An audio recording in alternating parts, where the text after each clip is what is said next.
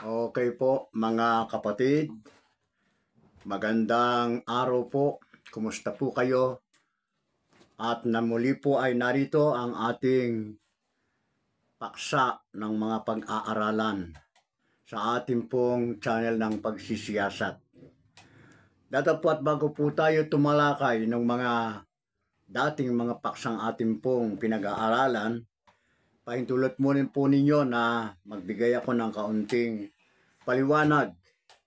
May kinalaman sa ating pong channel ng pagsisiyasat.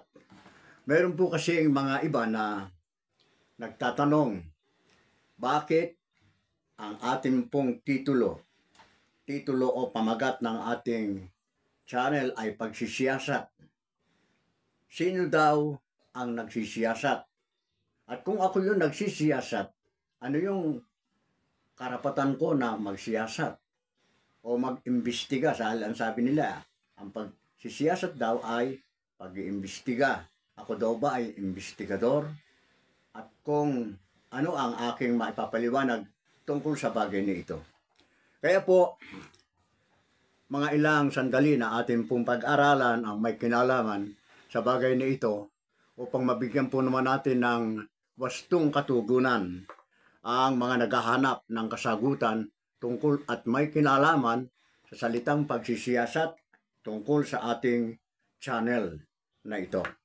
At ang ating pong tanong ay ganito, bakit mayroong pagsisiyasat?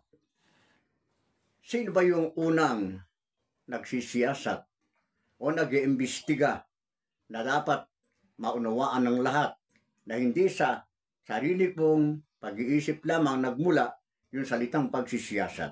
Magsimula po tayo at sa ganito pong paraan ay buksan po natin ang banal na kasulatan sa mga awit at tunghayan po natin kung ano ang sinasabi at ipinaliliwanag ng banal na kasulatan tungkol sa salitang pagsisiyasat. Sa Kapitulo 26 at ang bersikulo ay 2, pakinggan po ninyo ang sinasabi ng talata. Siyasatin mo ako, O Panginoon, at iyong subukin ako. Subukin mo ang aking puso at ang aking isip. Narinig po natin, lumitaw dito yung salitang pagsisiyasat o siyasat. Ang wika ng talata, siyasatin mo ako, O Panginoon. Sa makatwid, ang una talagang nagsisiyasat sa lahat ng bagay, lalo na po sa mga tao, ay ang ating Panginoong Diyos. Sinisiyasat o iniimbestigahan tayo ng ating Panginoon Diyos, yung ating puso, yung ating isip. Ano ba nilalaman ng puso at isip na ito? Meron bang mabuti na makikita ang Panginoon sa ating puso at sa ating isip? Kaya po lumilitaw na ang salitang pagsisiyasat o siyasat ay nagmula po sa ginagawa ng ating Panginoong Diyos. Kaya ang tanong natin ay ganito, paano nagkakaroon ng pagsisiyasat naman sa tao? Paano naman ang tao ay nagsisiyasat? Mayroon pong mga bagay na itinuturo sa atin ng banal na kasulatan, dapat ito nalalaman po natin para hindi na pumapasok sa ating kaisipan yung mga pag-aalinlangan na hindi makabubuti sa ating pong pag-aaral at pagtunghay sa banal na kasulatan. At meron pong sinasabi ang banal na kasulatan tungkol sa tao. Merong mga taong nagsisiyasat. At ito ay ating pong mababasa sa Kawikaan, ang kapitulo ay 18 at ang bersikulo ay 17. Ganito ang sinasabi ng talata. Ganito po ang ating mababasa. Ang nakikipaglaban ng kanyang usap na una ay tila ganap. Ngunit dumarating ang kanyang kapwa at sinisiyasat siya. Tunghayan po ninyo, susundan po ninyo yung aking binabasa upang lalo nating maunawaan kung ano ang ipinililiwanag ng banal na kasulatan tungkol sa ating paksa na ating pong pinag-aaralan, yung salitang pagsisiyasat. Nabasa po natin dito ang sinasabi ng talata, ang nakikipaglaban ng kanyang usap na una ay tila ganap. Ano ba yung pakikipaglaban ng usap? Pakikipagtalo, pakikipag debate sa lalo pong mauunawa ang salita ng lahat, yung pong nakikipaglaban ng debate, akala niya siya ay ganap. Yun ang kanyang paniniwala. Datapwat, ang sabi ng talata, dumarating ang kanyang kapwa at sinisiyasat siya. Yan. Kaya po yung mga katulad namin na namamahayag, nangangaral ng salita ng Diyos, malaya po kayo na siyasatin kami kung katotohanan ang amin pong ipinapahayag, kung ganap nga ang mga bagay na amin pong itinuturo sa mga tao, kaya po ng inyong narinig sa maraming mga nangangaral ng salita ng Diyos. Ano po? Dapat pong malaman ninyo, maunawaan ninyo kung ano ang katotohanan. Kaya siyasatin po ninyo. Malaya po kayo na siyasatin, pag-aralan at suriin yung po mga bagay na inyong naririnig na gaya ng aking pong ipinapahayag. Hindi po ako iiwas sa lahat ng mga magtatanong, sa lahat ng mga sa akin po ay hihingi ng mga kasagutan tungkol sa kung ano ang mga dapat na ipahayag sa kanila bilang kanilang mga pagsisiyasat. Ngayon, patuloy po tayo sa ating pong pag-aaral. Bukod po sa ating nabasa, nagsisiyasat ang tao sa kanyang kapwa, meron pang mga tao na nagsisiyasat pa rin. At ito po atin namang masusumpungan sa mabuntipan, sa mga gawa ng mga apostol. Ang kapitulo po ay 17 at ang versikulo ay 11. Makibasa po tayo at tandaan po nyo, kung maaari nga, itala po ninyo lahat ng inyong naririnig sa palatuntunan ito ng pagsisiyasat at muli po, pag-aralan ninyo, suriin ninyo. Ganito ang sinasabi ng talata na sinabi ko sa inyo. Ngayon, lalong naging mararangal ang mga ito kaysa mga taga-Tesalonika sapagkat tinanggap nila ang salita ng buong pagsisikap at sinisiyasat sa araw-araw ang mga kasulatan kung tunay ang mga bagay na ito. O, kita po nyo. Meron pong pinapahayag dito ang banal na kasulatan. Meron pong mga tao, mga taga-Berea.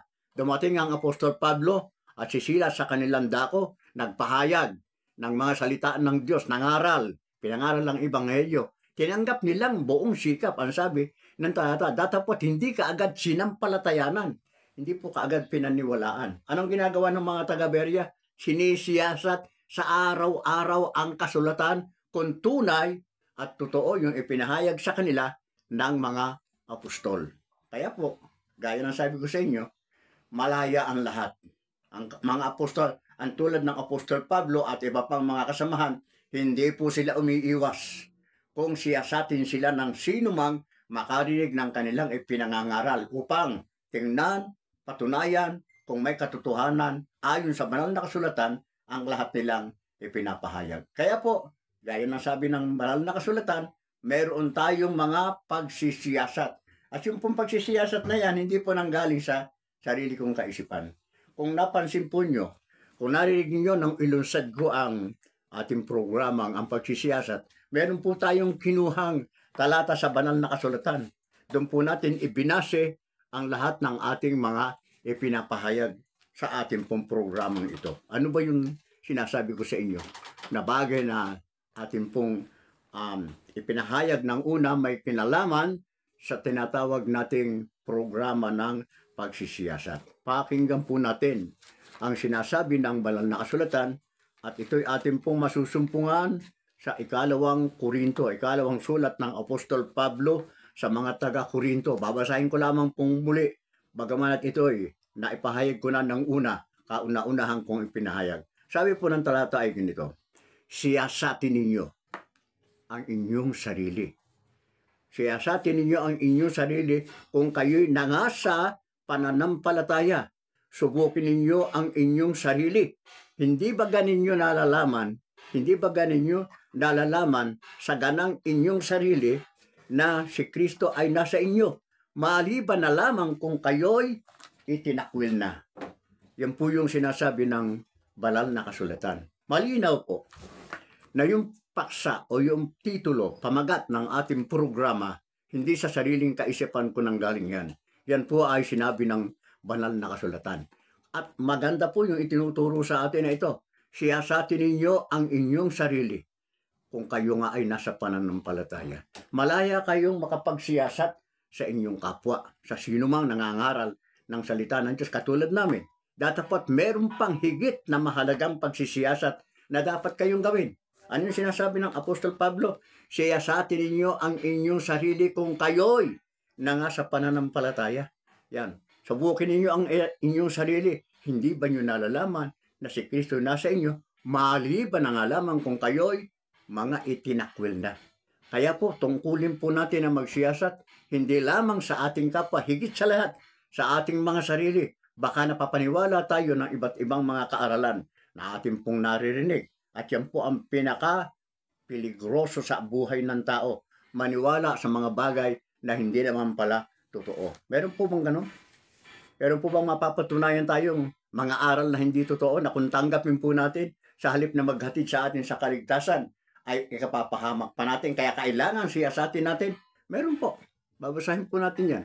At yan ay ating masusumpungan sa aklat na sinulat ng Apostol Pablo sa mga taga-Roma, Kapitulo 16, versikulo 17 at 18. Pakinggan po ninyo ang sinasabi ng talata. Ngayon, ipinamamanig ko sa inyo mga kapatid, na tandaan ninyo ang mga pinanggagalingan ng pagkakabahabahagi at ng mga katitusuran laban sa mga aral na inyong napag-aralan at kayo'y magsilayo sa kanila.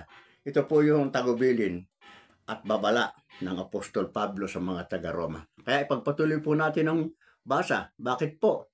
Ipinamamanik ng Apostol Pablo na lumayo doon sa mga ibang mga kaaralan. Sabi niya na laban sa inyong napag-aralan na. Ganito po ang dahilan. Sapagkat ang mga gayon ay hindi nagsisipaglingkod sa Kristong Panginoon, kundi sa kanilang sariling tiyan. Yun po yung sinasabi ng Apostol Pablo, at sa pamamagitan ng kanilang mabuting pananalita at magagandang talumpati ay dinadaya ang puso ng mga walang malay. Tanong ko sa inyo, sa palagay ba ninyo hindi kayo nadaya ng mga nangangaral ng mga salita ng Diyos na magagandang mangusap, magagandang magtalumpati, mabubuti ang mga pangusap na naririnig ninyo? Kapag daka ba ay inyong sinampalatayaran? Kapag daka ba ay inyong tinanggap? At kung ganun ang inyong ginawa, hindi man lang kayo nagsiyasat, may panganib na baka ang inyong tinanggap ay yung mga kaaralan na maghahatid sa inyo sa kapahamakan. Yan po yung sinasabi. Meron ba nun? Meron bang mga makapagpapahamak na mga mangangaral? Meron po bang mangyayaring ganon? Meron po. Kaya hindi dapat tayo kaagad-agad maniwala o magtiwala. Magsiyasat muna bago sumampalataya. At ang sabi po ng talata na ating mapag-aaralan ay ganito. Basahin nga po natin ang Gawa, Kapitulo 20, versikulo 28 at 30. Maganito po ang ating mababasa, may kinalaman at kasagutan sa ating katanungan.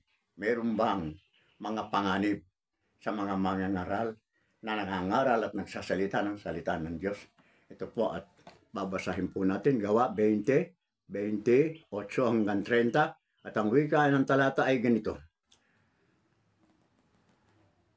Ingatan ninyo ang inyong sarili at ang buong kawan, na sa kanila'y ginawa kayo ng Espiritu Santo na mga obispo upang pakanin ninyo ang iglesia ng Panginoon na binili niya ng kanyang sariling dugo. 29.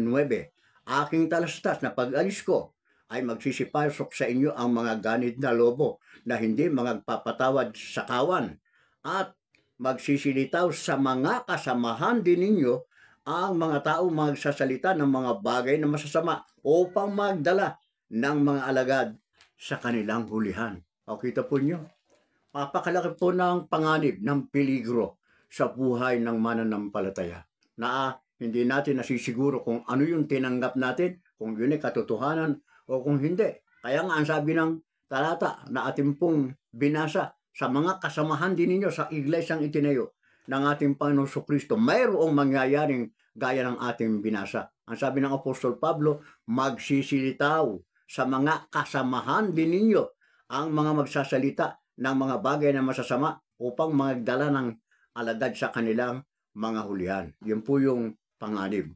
Hindi natin alam na sa loob ng kasamahan o kapatiran na inyong kinabibilangan, saan man kayong sekta, iglesia o grupo ng pananampalataya na nakaanib, hindi nyo alam ang mga panganib na inyong hinaharap sa pamamagitan po ng mga nangangaral sa inyo. Baka nga, wala namang katotohanan ng mga inyaaral sa inyo. Nakuha lamang kayo sa magandang talumpati, na magagandang pangungusap na nakakaakit sa inyo at hindi na kayo nagsuri.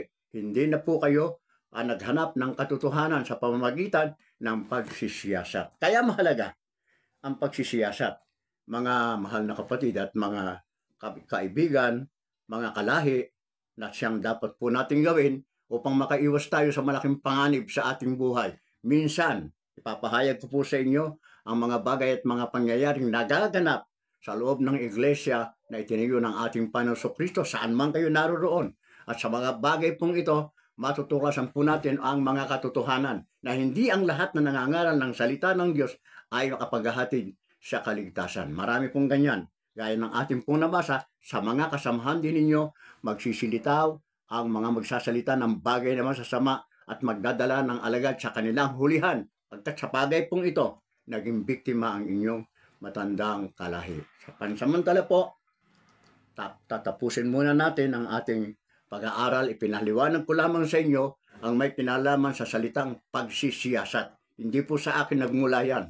Kaya kung inaakala ng mga iba na ako po yung mayroong kaisipan lamang, invento ko lamang, yung salitang pagsisiyasat, natuklasan po natin, ang Diyos nagsisiyasat, ang tao nagsisiyasat, ang ibang mga nakikinig ng salita ng Diyos nagsisiyasat, at higit sa lahat, dapat kayo mismo sa inyong sarili, siyasatin ninyo ang inyong sarili kung kayo ay nasa pananampalataya. Babalikan po natin ang paksang ito sa mga susunod na episode. Pansamantala, sumaatin nawa ang Diyos, pagpalain nawa tayo ng Panginoon.